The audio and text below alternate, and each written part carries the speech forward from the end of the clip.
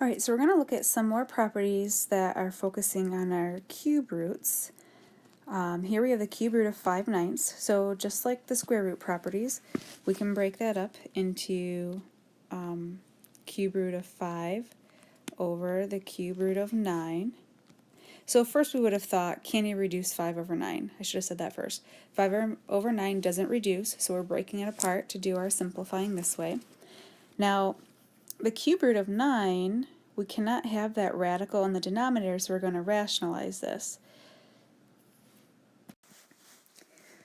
So when you rationalize something that's other than a square root, it works a little bit differently. We're going to have to think about this a little bit. We're going to multiply the denominator and the numerator as well, because you do both, by something so that you end up with a number right here that you can take the square root of, or I'm sorry, the cube root of.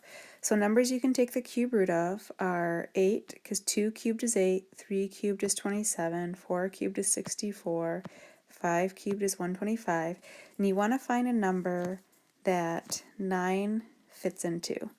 Well, 9 fits into 27, so what we're saying is that we want there to be a 27 right there, so that we can take the cube root of 27, because the cube root of 27 is 3. Well, 9 times what number gives us 27? And that is 3. So we're going to multiply the top and bottom by the cube root of 3. So when you multiply across the top, we get the cube root of 15. And then the cube root of 27 we said was 3. And the cube root of 15, well, none of those cubed numbers fit into that. So that just stays as the cube root of 15. And then if you remember from the last video, this is a radical, this is not, so you cannot simplify them together. So that remains our final answer.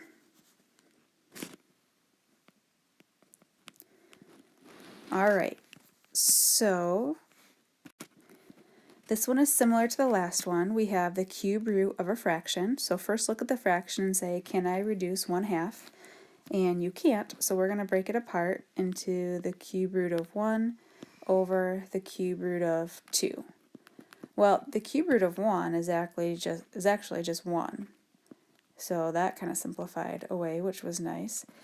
But now we have 1 over the cube root of 2. So that, oops, oh good, there it is. Whew. The issue is that we can't have this radical in the denominator. So we're going to rationalize it. We're going to multiply it by the cube root of something, the top and bottom, so that we can get the cube root of a number over here that we can take the cube root of. So what numbers can we take the cube root of again? Those are your cubed numbers. 8, 27, 64. So which of these, and you want the smallest one, does 2 fit into? Well, 2 fits into an 8. So what we're saying is that we want this to be the cube root of 8. So what are we going to multiply by? The cube root of 4. Because 2 times 4 is 8. And then we do the cube root of 4 on the top as well.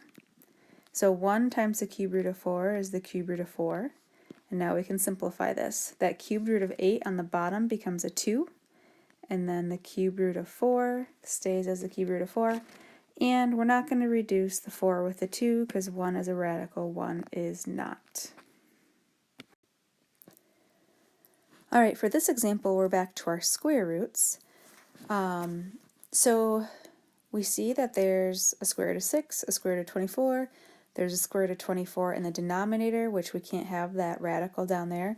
But let's see if we can do any reducing before we worry about rationalizing anything.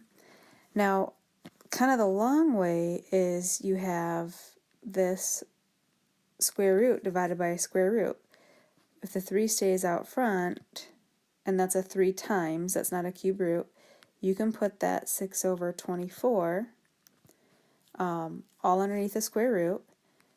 Now you can reduce, 6 over 24 reduces to 1/4.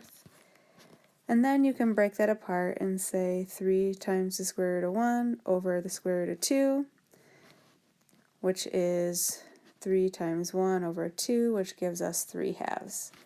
So that's kind of the long way.